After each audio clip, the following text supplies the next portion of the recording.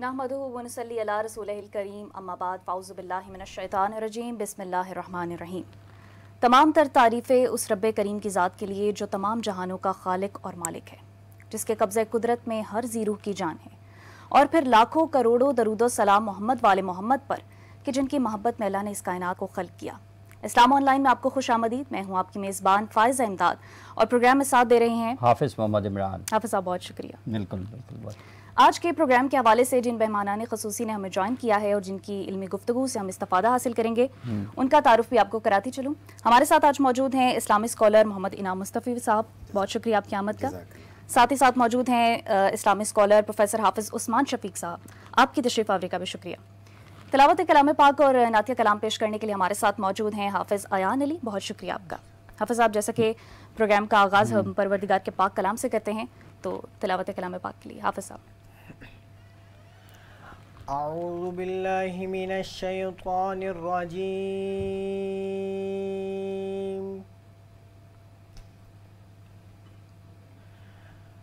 بسم اللہ الرحمن الرحیم،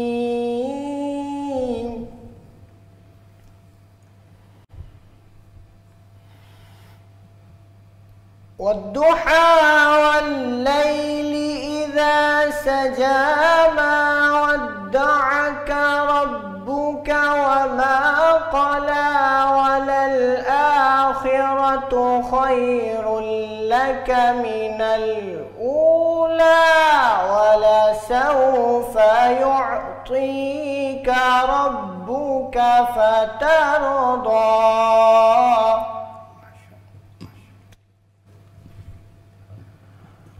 ألم يجدك يتيما فآوى ووجدك ضالا فهدى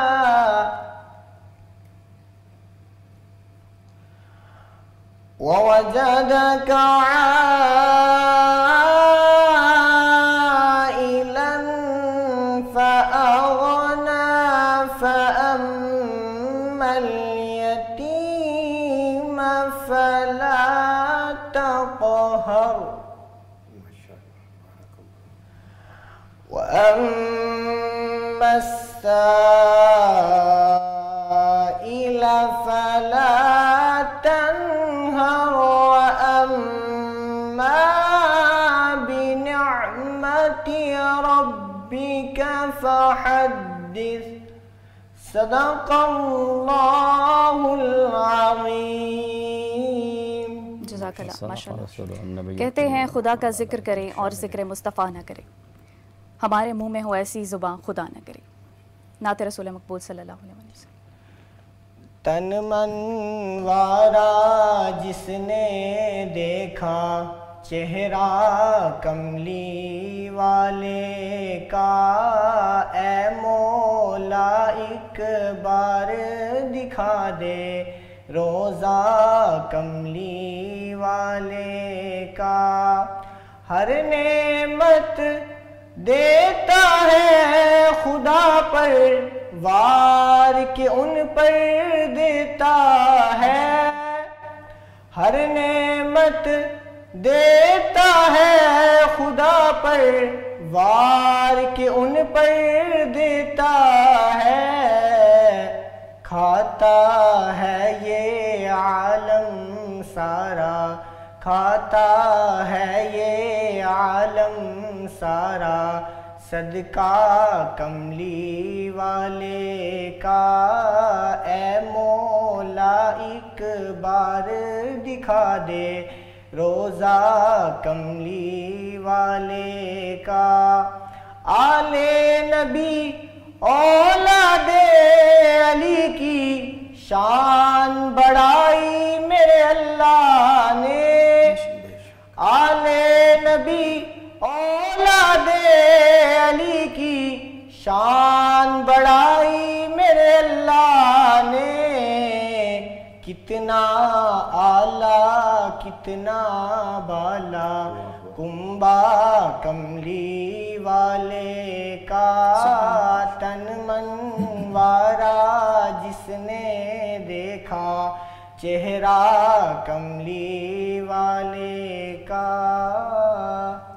سبحان اللہ، ماشاء اللہ۔ بہت بہت شکریہ آپ کا جناب حافظ صاحب۔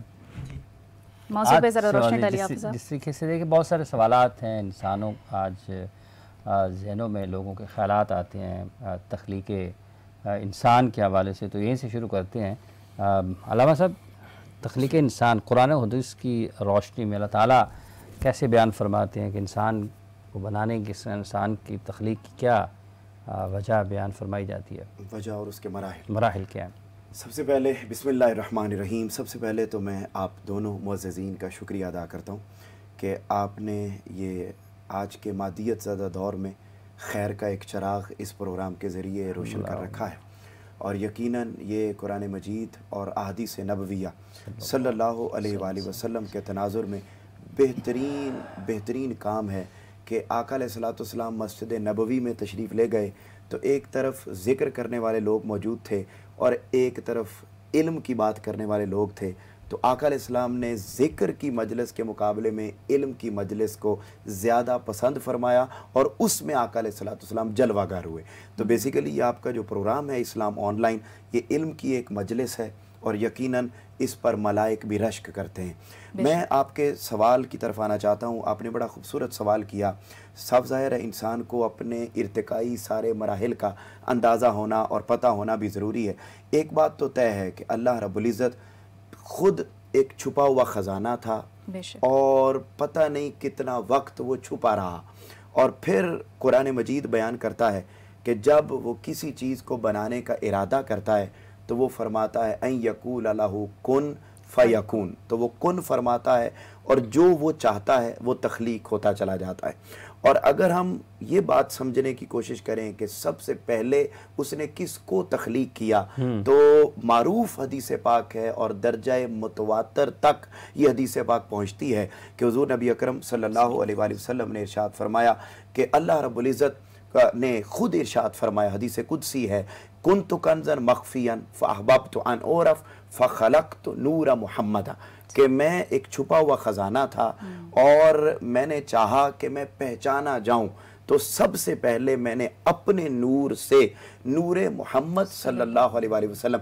یعنی روح محمد صلی اللہ علیہ وآلہ وسلم کو تخلیق کیا، پھر اس نور سے، اس روح محمد صلی اللہ علیہ وآلہ وسلم سے میں آسمان بناتا چلا گیا، زمینیں بناتا چلا گیا، الغرض یہ ساری کائنات بن گئی۔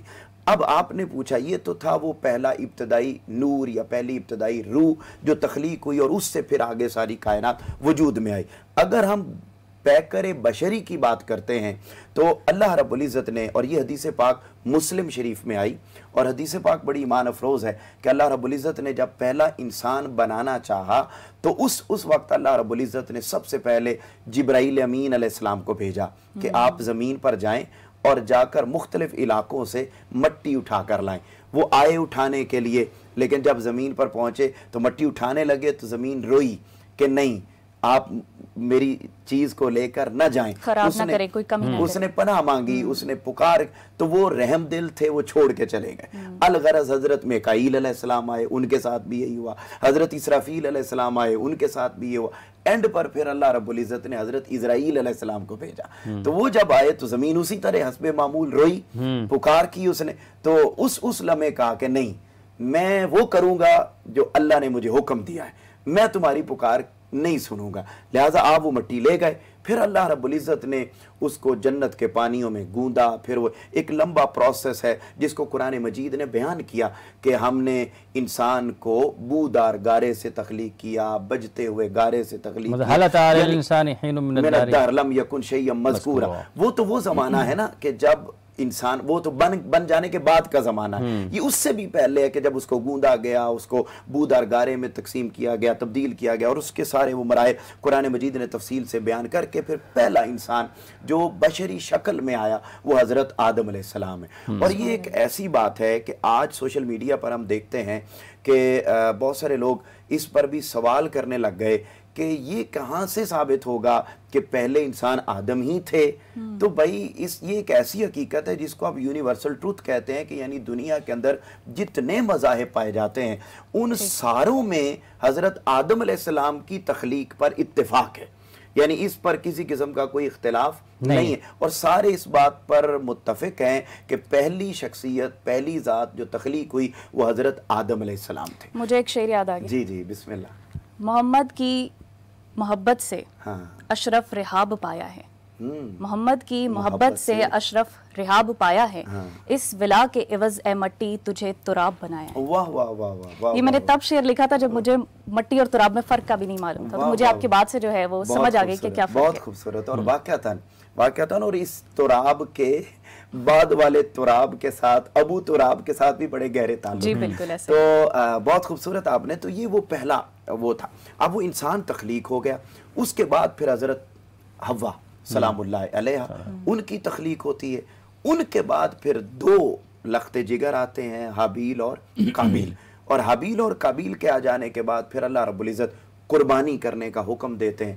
تو یہاں سے آپ یوں سمجھ لیجئے کہ انسان آج بھی فرش پر رہ کر عرشی ہو سکتا ہے اگر اس کو حابیل اور قابیل کی قربانی کا فلسفہ سمجھ میں آ جائے. تو وہ جو ابتدا اسی فلسفے سے ہم آگے بھی بڑھیں گے.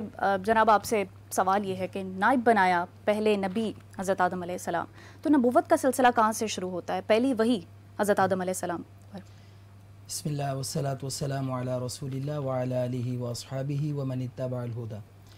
یہ آج بڑا ہی اہم موضوع ہے اور اس میٹیریلزم کے دور میں کہ لوگ سب اپنے مقصد حیات سے غافل ہیں. تو اللہ تعالیٰ نے پہلے پارے میں سورۃ البقرہ میں اس بات کا بڑی ڈیٹیل سے ذکر کیا ہے. وَإِذْ قَالَ رَبُّكَ لِلْمَلَائِكَةِ إِنِّي جَاعِلٌ فِي الْأَرْضِ خلیفہ. تو اللہ تعالیٰ نے یہ بات فرشتوں کو بتائی کہ میں زمین پر یعنی ایک خلیفہ بنانے لگا ہوں. اب یہ جو خلیفہ ہے یہ ناکرہ ہے. خلیفتن اس کا مطلب ہوتا ہے جانشین. بہرحال ایک بات دنیا میں یہ بھی رہی کیا اس سے مراد اللہ تعالیٰ کا جانشین ہے، اس سے کیا مراد ہے. اور جو صحیح مفسرین نے احادیث کی روشنی میں اس کی تفسیر فرمائی وہ یہ ہے کہ اس کا ایک مطلب یہ بھی ہے کہ انسان وہ ایک دوسرے کا جانشین ہوتا ہے. جیسے اولاد فوت ہوئی اور ماں باپ سے پھر اولاد پھر اس کی اولاد، تو یہ مال میں اور نسب میں حسب میں ایک دوسرے کے جانشین ہوتے ہیں. اور یہ سلسلہ حضرت آدم علیہ السلام سے چل رہا ہے اور یہ قیامت تک چلتا رہے گا. اب اللہ تعالیٰ نے جب فرشتوں سے یہ بات کہی تو انہوں نے اعتراض کیا کہ زمین پر فساد برپا کریں گے. اب اللہ تعالیٰ نے حضرت آدم علیہ السلام کو فضیلت عطا کی. اور جو آپ نے سوال کیا وحی کا کہ وحی کا آغاز کیسے ہوا، تو حضرت آدم علیہ السلام کی فضیلت میں سب سے پہلا سبب جو بھی بیان کیا گیا کہ اللہ تعالیٰ نے آپ کا جو وجود تھا اس کو اپنے ہاتھ سے بنایا. اور پھر اس کے بعد اللہ تعالیٰ نے حضرت آدم علیہ السلام کو وَعَلَّمَ آدَمَ الْأَسْمَاءَ كُلَّهَا، حضرت آدم علیہ السلام کو ساری چیزوں کے نام بتا دیے. اب یہ ساری چیزیں کون سی ہیں اس کی احادیث میں کوئی وضاحت نہیں ہے، پر اللہ فرماتے ہیں ہم نے ساری چیزوں کے نام بتا دیے. تو حضرت آدم علیہ السلام کی تمام مخلوقات پر فضیلت اور برتری علم کی بنیاد پر تھی. اور آج بھی حیوان میں اور انسان میں اگر فرق آتا ہے وہ علم کی بنیاد پر آتا ہے. جہالت دور ہوتی ہے وہ علم کی بنیاد پر، حق دیے جاتے ہیں وہ علم کی بنیاد پر. وَعَلَّمَ اور اس نے سکھایا، تو یہیں سے وحی کا سلسلہ شروع ہو گیا. پھر اس کے بعد حضرت آدم نے وہ نام جب فرشتوں کے سامنے آئے انہوں نے نام بتائے. حضرت آدم کو کہا انبئہم باسمائہم، انہوں نے اس کے نام بتا دیے. اب اس کے بعد اللہ تعالیٰ نے ایک تیسری فضیلت عطا فرمائی، وہ یہ تھی کہ ان کو جنت میں داخل کر دیا. اور ہم نے کہا وَقُلْنَا ادْخُلُوا، داخل ہو جاؤ، اللہ تعالیٰ فرما رہے ہیں. پھر اس کے بعد ہم نے کہا وَلَا تَقْرَبَا هَذِهِ الشَّجَرَةَ، اس درخت کے قریب نہ جائیں.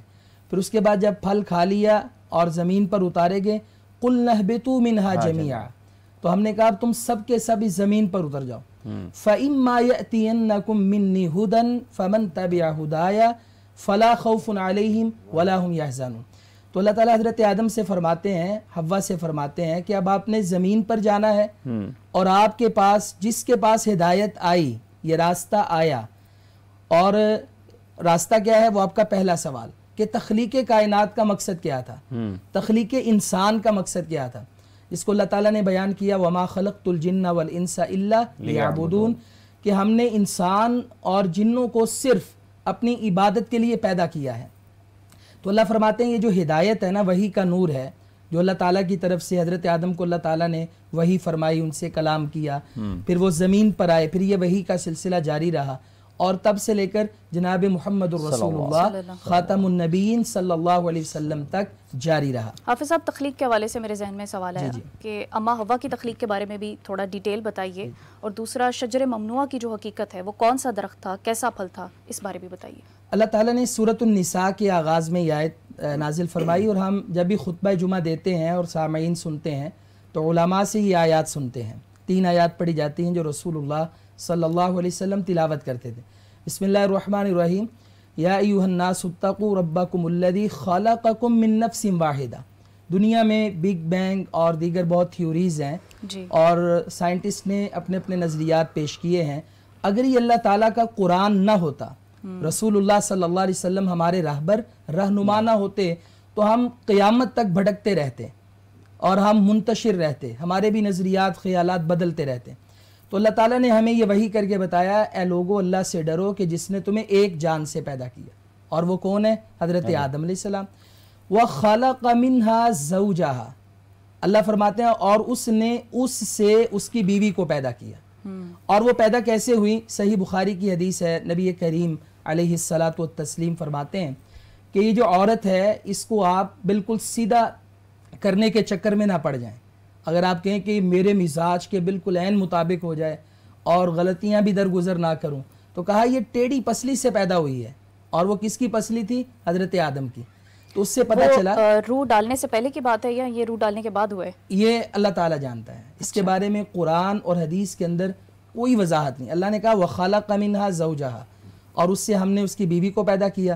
حدیث شریف میں آ گیا کہ ٹیڑھی پسلی سے پیدا کیا، اور آگے اللہ نے کہا وَبَثَّ مِنْهُمَا رِجَالًا كَثِيرًا وَنِسَاءً، اور پھر ان دونوں سے آدم اور حوا سے ہم نے پھر جہان آباد کر دیے، بہت سارے مرد اور بہت ساری عورتوں کے۔ یہ ایک بات ہوگی۔ جو دوسرا آپ نے سوال کیا وہ ذرا شجر ممنوع، شجر ممنوع، تو اس کے بارے میں مفسرین کی اپنی اپنی رائے ہے۔ دیکھیں جب بھی ہم تفسیر قرآن کرتے ہیں نا تو تفسیر بالماثور کا یہ اصول ہے، سب سے پہلے تفسیر القرآن بالقرآن، قرآن کی تفسیر قرآن سے، اہدنا الصراط المستقیم، صراط مستقیم اب کیا ہے؟ قرآن نے بتا دیا صراط الذین انعمت علیہم۔ دوسرا یہ ہے کہ اگر قرآن مجید میں نہیں ہے، جیسے اقیم الصلاۃ، پھر حدیث میں آؤ، اب نماز کیسے پڑھنی ہے، کتنی رکعت پڑھنی ہے، کیا مسائل ہیں، قرآن میں نہیں ہے، حدیث میں آتے ہیں۔ اور اگر حدیث میں نہیں، پھر ہم صحابہ کرام کے اقوال پر آتے ہیں، ائمہ اور مفسرین کے اقوال، تابعین، تبع تابعین۔ اب یہ شجر ممنوع کے بارے میں قرآن مجید میں اللہ تعالیٰ نے کہیں وضاحت نہیں کی، رسول کریم علیہ الصلاۃ والتسلیم نے نہیں بتایا یہ گندم کا درخت تھا، جو کا تھا، یہ کوئی کھیتی تھی، درخت تھا، کون سا پھل تھا، کون سا نہیں تھا۔ البتہ اس کے بارے میں اقوال پائے جاتے ہیں، اور جہاں تک ہماری رائے ہے، چونکہ قرآن اور حدیث میں جب اتھینٹک بات نہیں ہے تو اس لیے ہم اس کے بارے میں ہم حتمی بات نہیں کرتے۔ ہم کہتے ہیں قرآن مجید میں آیا ہے، درخت سے منع کیا گیا ہے، سو وہ ایک درخت تھا، اللہ تعالیٰ نے اس سے روکا۔ لیکن کیا کوئی مثالی طور پر ایسا درخت ہے جس سے آدم اور عام انسانوں کو وہ ایک لنک کر کے منع کیا گیا ہو؟ تو وہ درخت اور پھل سے مراد کوئی ایسی چیز ہو سکتی ہے؟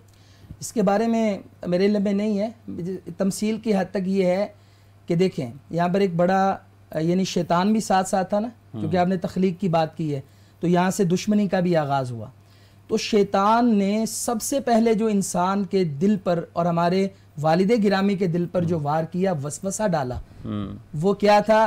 وہ اس چیز کو کھلانا تھا جس کو اللہ تعالیٰ نے منع فرمایا دیا، یہ اس کے قریب بھی نہیں جانا۔ اور وسوسہ کیسے ڈالا؟ آپ 16واں پارہ پڑھیں، اللہ تعالیٰ فرماتے ہیں کہ اس نے وسوسہ ڈالا، الا ادلک علی شجرۃ الخلد وملک لا یبلی۔ اللہ اکبر، یار کیا جنت ہے، کیا بادشاہی ہے، آپ چاہتے ہو اس میں ہمیشہ رہنا؟ اب حضرت آدم، ہم بھی تو انہی کی اولاد ہے نا، آسائشیں دیکھ کر کون چاہتا ہے کہ یہ نعمتیں کل میرے پاس نہ ہوں؟ تو کہا جی جی کیوں نہیں چاہتے؟ اس نے کہا پھر یہ پھل کھا لو۔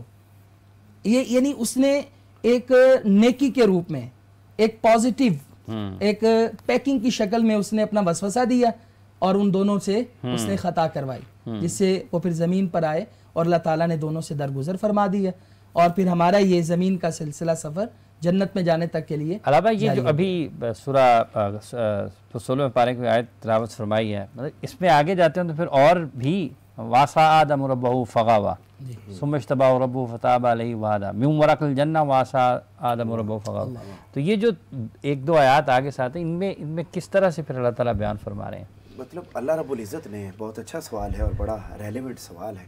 صاف ظاہر ہے اللہ رب العزت نے وہ ساری تفصیلات آگے بیان کر دی ہیں کہ اس جنت کے اندر یہ چیزیں بھی ہیں، یہ چیزیں بھی ہیں، یہ چیزیں بھی ہیں، یہ چیزیں بھی. اور وہ جو شیطان نے وسوسہ ڈالا جس کا ذکر علامہ صاحب نے فرمایا، تو وہ وسوسہ یہ تھا، یعنی اب دیکھیے ایک طرف اب یوں سمجھ لیجئے کہ اس کو اگر ایک مثالی طور پر میں سمجھانا چاہوں تو ہم یوں بھی کہہ سکتے ہیں کہ یہ عشق اور عقل کی بھی ایک جنگ ہے جس کا آغاز اس واقعہ سے ہو جاتا ہے. اور وہ اس اعتبار سے کہ ایک طرف عشق ہے، عشق کیا کہہ رہا تھا کہ رک جانا ہے، نہیں ماننا، اگر آپ مانیں گے تو آپ یہاں سے چلے جائیں گے. لیکن اس کے برعکس اب عقل کیا ہے؟ اب عقل ظاہر کو مانتی ہے، عشق ظاہر کو نہیں مانتا، وہ اس سے آگے کی چیز ہے، وہ ہے یؤمنون بالغیب، وہ سارے کا سارا غیب کا معاملہ ہے. اب عقل دیکھ رہی تھی کہ اچھا میں یہاں رہوں گا، یہ درخت کھا لوں گا، میں ادھر ہی رہوں گا، اس کی ساری نعمتیں جن کا آگے ذکر کیا گیا وہ ساری مجھے ہمیشہ کے لیے میسر آ جائیں گی. تو ہم نے کیا کیا؟ عقل کو مان لیا. جب عقل کو مان لیا تو پھر ہم تھوڑا خسارے میں آگے. اور یہاں آج سوشل میڈیا پر، اس کا مطلب یہیں سے ایک چیز نکلتی ہے، علامہ قطع کلامی کے بعد چاہوں گا کہ جب اللہ کا حکم ہے، نبی کریم صلی اللہ علیہ وسلم کی حدیث سے مبارکہ ہے، تو عقل ختم ہے. پھر عقل ختم ہے. بلکہ مجھے علامہ اقبال کے ایک شعر یاد آ گیا، وہ کہتے ہیں گزر جا عقل سے میں یہ سنانے والا تھا اور آپ سنائیں. بسم اللہ. گزر جا عقل سے آگے کہ یہ نور آگے آ. جی، گزر جا عقل سے آگے کہ یہ نور چراغ راہ ہے منزل ہے. سبحان اللہ. ٹھیک ہے جی. اب یہ دیکھیے عقل کا کلیتاً انکار بھی نہیں ہے، چراغ راہ ہے، منزل نہیں ہے، منزل نہیں ہے. ٹھیک ہے. اب یعنی آپ دیکھیے کہ جو ظاہری چیزیں کہی جا رہی تھیں کہ یہاں یہ میسر ہوگا، یہ میسر ہوگا، یہ بھائی وہ ہوگا، وہ ہے. اسی لیے جو عام مسلمان ہیں، یا آپ کی اجازت سے ایک بڑی خوبصورت بات عرض کرنا چاہتا ہوں، وہ یہ جیسا کہ اس کو میں پڑھا بھی، اور امام زین العابدین علیہ السلام آپ نے اس کو بیان کیا کہ عبادت کرنے والے لوگ تین طرح کے ہوتے ہیں. ایک وہ لوگ ہیں جو ریاکاری کرتے ہیں، مطلب دنیا کو دکھانے کے لیے. کچھ وہ ہیں جو ثواب اور جنت کے لیے کرتے ہیں، عقل تک پہنچتے ہیں. اور تیسرا درجہ ان کا آپ نے بیان فرمایا کہ وہ لوگ ہیں جو نہ دنیا کو دکھانے کے لیے کرتے ہیں، نہ وہ عبادت جنت اور ثواب کے لیے کرتے ہیں، حور و غلمان کے لیے کرتے ہیں. تیسرا فرمایا وہ صرف اللہ کی رضا کے لیے کرتے. اور اس بات کو پھر متفق علیہ احادیث میں اور سیاستہ میں ان احادیث کو بار بار ذکر کیا گیا کہ جب جنتی جنت میں چلے جائیں گے تو یہ وہ بات کو ریلیٹ کر رہا ہوں جو بڑی خوبصورت ہے کہ جب جنتی جنت میں چلے جائیں گے تو وہ وہاں پر پہنچ کر مطلب ساری چیزیں، نعمتیں، سب کچھ ہوگا، سارے خوش نظر آ رہے ہوں گے. لیکن کچھ لوگ جنت میں پہنچ کر بھی اداس ہوں گے. اچھا. اللہ رب العزت جب سارا فیصلے ہو گئے، دوزخی دوزخ میں چلے گئے، جنتی جنت میں چلے گئے، تو وہاں اللہ رب العزت اپنی خوبصورت آواز میں اپنی شان کے لائے سوال بھی کریں گے کہ اے اہل جنت، کیا جن باتوں کا میں نے وعدہ کیا تھا وہ ساری تمہیں مل گئیں یا نہیں ملی؟ تو سب کہیں گے جی باری تعالیٰ، وہ جن جن نعمتوں کا تو نے قرآن میں ذکر کیا تھا، تیرے محبوب نے ہمیں بتایا تھا، وہ سارا کچھ ہمیں مل گیا. تو اللہ پوچھے گا یہ لوگ ہیں، یہ اداس کیوں ہیں؟ کیا آپ کو جو چیزیں ملیں اور جن کا میں نے ذکر کیا تھا، کیا وہ چیزیں یہاں اویلیبل نہیں ہیں؟ کیا بات ہے؟ نہیں باری تعالیٰ، جو کچھ تو نے کہا تھا وہ سب کچھ اویلیبل ہے، سارا کچھ مل گیا، لیکن ہم نے عبادت ان کے لیے نہیں کی تھی. یعنی آپ اندازہ کیجئے کہ وہ جنت میں پہنچ کر اللہ سے ہم کلامی کریں گے. ٹھیک ہے. اور اللہ رب العزت اپنی شان کے لائق اہل جنت سے ہم کلام ہوگا، بلکہ اس سے آگے ایک درجہ جو عرض کرنے لگا ہوں وہ کیا کہ اب دیکھیے اللہ پاک پوچھیں گے تو پھر کیا ماجرا ہے؟ وہ کہیں گے باری تعالیٰ، ہم وہ جو تکلیفیں برداشت کرتے تھے، وہ جو ہم جہاد کرتے تھے، وہ جو ہم تبلیغ کرتے تھے، وہ جو ہم مطلب عبادت تیری کرتے تھے، مخلوق کی خدمت کرتے تھے، اور اس کو کرنے کے بدلے میں ہمیں مسائل، مشکلات، پریشانیوں کا سامنا کرنا پڑتا تھا. گردنیں وار دی گئیں، کھالیں اتار دی گئیں، عشق پکارتا ہی رہا یار نہیں تو کچھ بھی نہیں. وہ جو ہم سارا کچھ کرتے تھے وہ اس لیے تو نہیں کرتے تھے کہ ہمیں حوریں ملیں, غلمان ملیں, خادم ملیں, جنتی انعامات ملیں. ہم تو اس لیے کرتے تھے کہ جنت میں آ کر ہم تیرا دیدار کر سکیں. تو یعنی پھر اللہ رب العزت ان کی اس بات کو سن کر اتنا خوش ہوں گے کہ اللہ رب العزت فرشتوں سے فرمائیں گے کہ میرے فرشتوں میرے سامنے جو 70,000 حجابات ہیں ان کو ہٹا دو اور آج اہل جنت کو بلا حجاب میرا دیدار کرنے دو. اب وہ پھر کیا ہوگا, پھر وہ ہر جمعرات کو اللہ رب العزت اپنا دیدار عطا کریں گے. تو یہ وہ لوگ ہیں, یعنی وہاں پر عقل اور عشق ان کا مقابلہ تھا, ٹھیک ہے, اور وہ وسوسہ ڈالا پھر اس کے ذریعے. اور یہ نہیں کہ اس میں کوئی, یہاں ایک اور بات بھی سر آپ کی اجازت سے عرض کر دوں کہ معاذ اللہ استغفر اللہ, اس میں حضرت آدم علیہ السلام کی تنقیص نہیں ہے, بلکہ اس پروسیس کے ذریعے چونکہ انسانیت کو سکھانا ہے تو اللہ رب العزت جہاں اس کی بے شمار اور وجوہات ہیں ان میں ایک وجہ یہ بھی ہے کہ اللہ رب العزت وہاں پر عقل کی حدود اور عشق کی لا محدودیت کو بیان کرنا چاہ رہا ہے اور انسان کو ایک میسیج دینا چاہ رہا ہے کہ آپ نے اپنے زندگی کے تمام تر معاملات کو ایمان بالغیب کے ذریعے یعنی عشق کے تناظر پر رکھ کر چلانا ہے. تو پھر آپ کو دنیاوی کاموں میں بھی کامیابی ملے گی اور اخروی کاموں میں بھی کامیابی میسر آئے گی. بے شک, بہت خوب. حافظ صاحب یہیں سے آگے بڑھتے ہیں. آدم و حوا کی تخلیق کے بعد یہ سلسلہ آگے کیسے بڑھتا ہے؟ اللہ تعالیٰ نے یہاں پہ یہ ذکر فرمایا وَبَثَّ مِنْهُمَا رِجَالًا كَثِيرًا وَنِسَاءً. تو یہاں پہ اللہ تعالیٰ نے ذکر کر دیا کہ یہ جہان دنیا میں آباد ہونا شروع ہوئے اور بہت سارے مرد اور بہت ساری عورتوں کو اللہ تعالیٰ نے ان دو سے, اس جوڑے سے پیدا کیا. یہاں پر لوگ ایک غلط بات انہوں نے پھیلائی ہے اور لوگ اکثر ہم سے یہ سوال کرتے ہیں کہ آدم علیہ السلام محنت کے لیے چلے جاتے, ایک بیٹا صبح پیدا ہوتا اور شام کو ایک بیٹی پیدا ہوتی, تو اس سے بہت زیادہ جہان آباد ہوئے. تو یہ غلط فہمی ہے.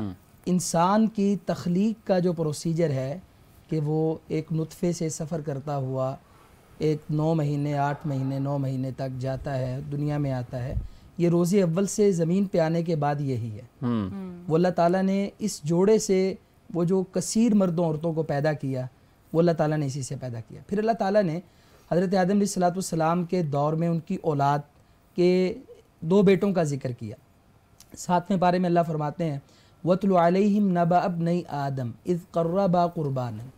تو وہاں پہ آدم کے 2 بیٹوں کا ذکر ہے. اچھا, یہ بھی ایک بڑی لطیف بات ہے, قرآن مجید پہ ان دونوں کے نام نہیں ہیں اور صحیح احادیث میں بھی نہیں ہیں. البتہ شارحین اور مفسرین نے یعنی ایک بڑی کثرت کے ساتھ نقل در نقل وہ نام موجود تھے.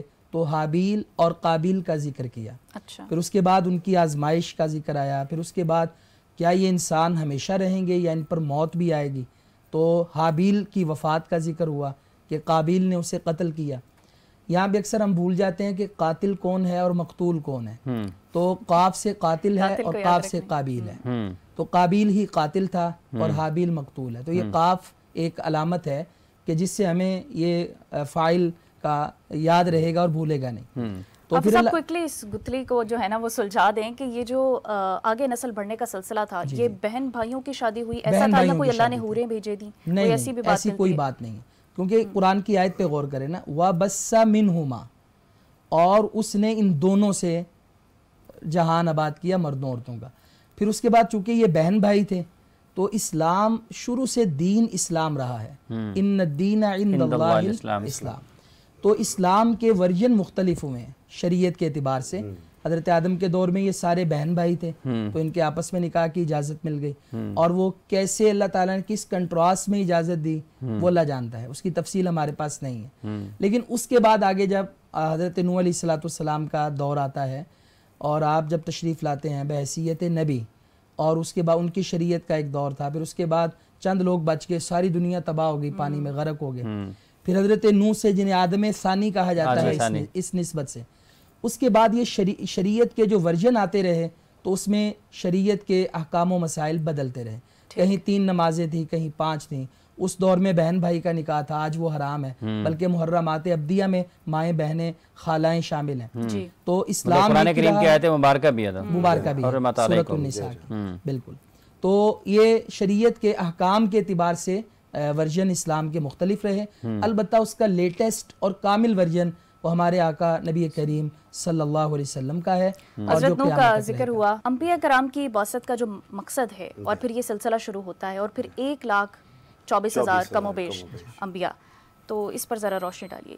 بہت شکریہ، یہ بھی بڑا ریلیونٹ سوال ہے اور آپ ماشاءاللہ ابتدا سے لے کر اختتام تک پہنچنا چاہ رہے ہیں، اور یہ بہت زبردست پورا سفر انسانی ارتقاء کا اور نبوت کا ایک ہی ایپیسوڈ میں سب تک پہنچ جائے گا۔ یہ بڑا خوبصورت پوائنٹ ہے۔ یہاں ذکر ہوا حابیل اور قابیل کا، تو وہ جب قابیل کا قتل ہو گیا، میں صرف ایک جملہ بول کر تو آگے میں آتا ہوں، وہ جب قابیل نے قتل کر دیا حابیل کا، تو اس کے بعد وہ تو مطلب بہن بھائیوں کا نکاح ہو گیا اور وہ سلسلہ چڑھ پڑا، اور یہیں پر ہی حضرت شیس علیہ السلام کی ولادت بھی ہوتی ہے، جو حضرت آدم علیہ السلام کے تیسرے بیٹے ہیں، اور ان کا شیس بیسیکلی یہ یونانی زبان کا لفظ ہے، اور اس کا معنی ہے عبداللہ، اللہ کا بیٹا، ایک یہ معنی ہے، اور اللہ کا بندہ، اللہ کا بندہ ایک معنی یہ ہے، اور ایک معنی یہ ہے کہ ہبۃ اللہ، یعنی اللہ کا تحفہ اللہ کی طرف، تو یہ نام بھی چلا، اور پھر یہاں سے بھی نسل آدم اور نسل انسانی کا ارتقاء ہوتا گیا۔ اور پھر ایک روایت میں ملتا ہے کہ شیس اور یافس کے لیے اللہ تعالیٰ نے حوریں بھیجی۔ نہیں، ایسا نہیں ہے، ان کا نکاح بھی جو ہماری معلومات کے مطابق اور ہم نے پڑھا ہمیشہ وہ یہی ہے کہ ان کا نکاح بھی بہن کے ساتھ ہی ہوا، اور انہی سے پھر آگے نسل انسانی آگے چلی۔ اب میں یہاں سلسلہ آ جاتا ہے حضرت نوح علیہ السلام تک، اور یہ آدم ثانی ہیں حضرت نوح علیہ السلام، اور صاف ظاہر ہے ان کو یہ درجہ بھی ملا، اور انہوں نے یعنی 1000 سال تک تبلیغ کی ہے، اور 1000 سالہ تبلیغ میں انہوں نے مطلب آپ یوں سمجھ لیجئے کہ اس پیغام کو قبول کرنے والے 82 یا 83 افراد تھے۔ 1000 سال 1000 سالہ 950 سال، منیمم 900 سال کا عدد بیان ہوا کہ اتنا عرصہ آپ نے تبلیغ کی، اور میکسیمم 1000۔ اب اتنا عرصہ تبلیغ کرنے کے بعد صرف 82 افراد مسلمان، یہاں پر جو تبلیغ کرنے والے افراد ہیں ان کے لیے ایک موٹیویشن، ایک جذبہ، ایک پیغام بھی ملتا ہے کہ جب آپ نیکی کا کام کرتے ہیں اس میں ریزسٹنس آئے، اس میں اگر مشکلات کا سامنا کرنا پڑے تو پریشان ہونے کی ضرورت نہیں ہے، بلکہ حضرت نوح علیہ السلام جیسے مقرب اور برگزیدہ رسول اگر وہ اتنا عرصہ تبلیغ کرنے کے باوجود بھی صرف 82 یا 83 افراد کو مسلمان کر پاتے ہیں تو اس سے پریشانی لینے کی ضرورت نہیں ہے، ہمارا کام ہے وما علینا الا البلاغ المبین۔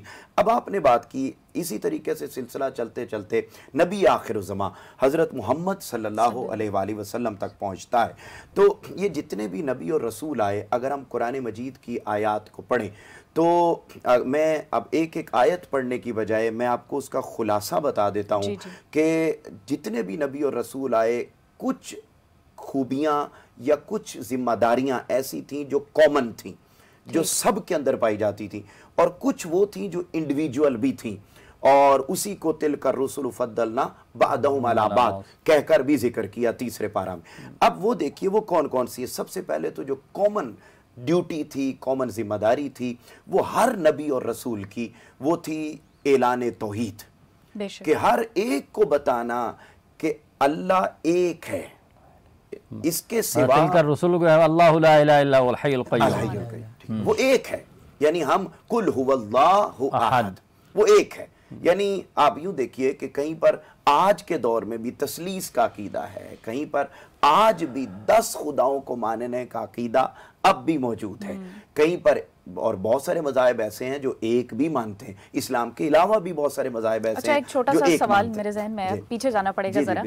جب اللہ تعالیٰ نے یہ سارے معاملات اس طریقے سے کیے اور پہلے نبی آدم علیہ السلام، تو پھر یہ شرک کی شروعات کہاں سے شروع ہوئی؟ بہت زبردست، وہ بڑا خوبصورت ایک پوائنٹ ہے، وہ یہ کہ جیسے جیسے انسانی آبادی بڑھتی چلی گئی تو ایک وہ نسل ہے جو قابیل سے چلی ہے، ایک وہ نسل ہے جو حابیل، اور دوسری طرف حضرت شیس علیہ السلام سے چلی ہے۔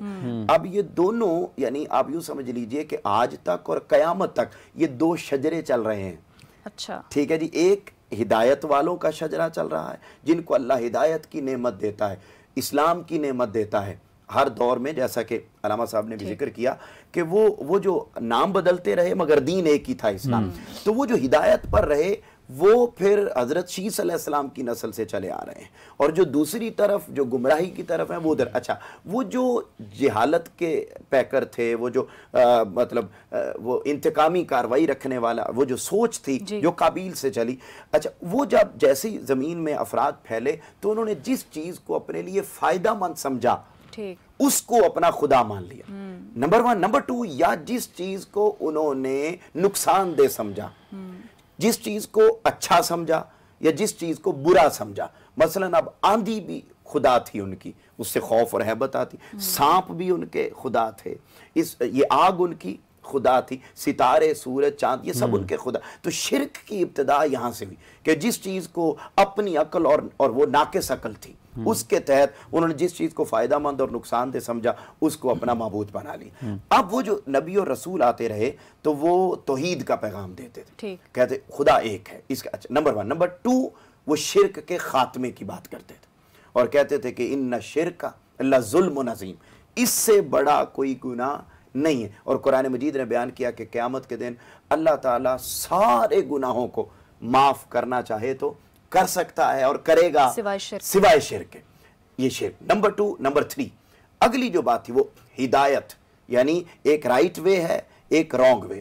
اب انسان کی تخلیق کے بعد اب اس نے کامیاب زندگی بسر کرنی ہے تو اس کو رائٹ وے بتانا کہ اس ٹریک پر چلو گے تو تم ایک کامیاب زندگی بسر کر. یہ ہر نبی اور رسول نے امر بالمعروف نہی عن المنکر، ہم اس کو یوں بھی بیان کر سکتے ہیں. اب عام طور پر جب ہم امر بالمعروف و نہی عن المنکر کی بات کرتے ہیں تو اس سے مراد ہم صرف دینی معاملات کو لیتے ہیں، جبکہ انبیاء اور رسول صرف دینی امور کی بات نہیں کرتے رہے، یعنی وہ دینی اور دنیاوی دونوں زندگیوں کو کامیاب بنانے کا میتھڈ پریکٹیکلی، جیسا کہ یعنی لقد کان لکم فی رسول اللہ اسوۃ حسنہ. سر یہ آیت صرف رسول پاک صلی اللہ علیہ وسلم کے لیے نہیں اتری، یہی والی آیت حضرت ابراہیم علیہ السلام کے لیے بھی اتری. تو اس سے یہ بات پتہ چلتی ہے کہ تمام انبیاء کی زندگی اس زمانے کے لوگوں کے لیے رول ماڈل تھا. حضرت آدم علیہ السلام سے لے کر نبی کریم صلی اللہ علیہ وآلہ وسلم، ما کان محمد ابا احد من رجالکم ولکن رسول اللہ وخاتم النبیین وکان اللہ بکل شیء علیما. اللہ تعالیٰ نے قرآن میں فرمایا وما ارسلناک الا رحمۃ للعالمین. کچھ چیزیں بنیادی ہیں جو حضرت آدم علیہ السلام سے لے کر نبی کریم صلی اللہ علیہ وسلم چلتی آ رہی ہیں. بہت بہت شکریہ آپ کا علامہ صاحب، آپ تشریف لائے. بہت شکریہ آپ کا عثمان صاحب، آپ بھی تشریف لائے. موضوعات تو میرے خیال سے الگ الگ ان کے ایپیسوڈ ہونے بالکل، چاہیے. یہ کافی تفصیل کے ساتھ، لیکن قرآن و حدیث کی روشنی میں جو بھی معلومات اس مختصر وقت میں ہم آپ تک پہنچا سکتے تھے آپ تک پہنچائی. جتنے بھی لوگ ہمیں دیکھ رہے ہیں آپ سب لوگوں کا بہت بہت شکریہ. پروگرام کا وقت ختم ہوا چاہتا ہے. اسی دعا کے ساتھ کہ اللہ تعالیٰ ہمیں ہدایت نصیب فرمائے، صراط مستقیم پر چلنے کی توفیق نصیب فرمائے. اللہ تعالیٰ ہمیں ان لوگوں میں شامل فرمائے جن پر اللہ نے انعام کیا ہے. علامہ صاحب سے گزارش ہے کہ دعا فرما دیں اور آپ کی دعا کے ساتھ اجازت چاہیں گے. آپ سے دوبارہ ملیں گے. اللہ حافظ. بسم اللہ الرحمن الرحیم. اللہم صلی علی سیدنا و مولانا محمد وعلی آلہ وصحبہ وبارک وسلم. اللہم انک انت السلام ومنک السلام والیک یرجع السلام. حینا ربنا بالسلام وادخلنا جنت دار السلام. باری تعالیٰ ہم نے تیری رضا کی خاطر یہ علمی مذاکرہ کیا، اس پروگرام میں آئے، بیٹھے، سنا، سنایا. باری تعالیٰ اس سارے عمل کو اپنی بارگاہ میں قبول فرما. اس سارے عمل کو باری تعالیٰ سما ٹی وی کی پوری انتظامیہ کے لیے اور بالخصوص اس اسلام آن لائن پروگرام کی تمام انتظامیہ کے لیے اور محترم حافظ صاحب کے لیے اور ہماری بہن کے لیے باری تعالیٰ اس سارے عمل کو خیر کا باعث بنا. اور باری تعالیٰ اس کے ذریعے علم کا نور پھیلتا رہے، باری تعالیٰ ہدایت کا نور پھیلتا رہے اور وطن عزیز پاکستان میں خیر ہو، امت مسلمہ میں خیر ہو. اور باری تعالیٰ تو سب کے دلوں کو جاننے والا ہے، ہر ایک کی حاجات کو پورا فرما دے. وصلی اللہ تعالیٰ علی حبیب خیر خلقی محمد وعلی آلہ وصحبہ اجمعین برحمتک یا ارحم الراحمین.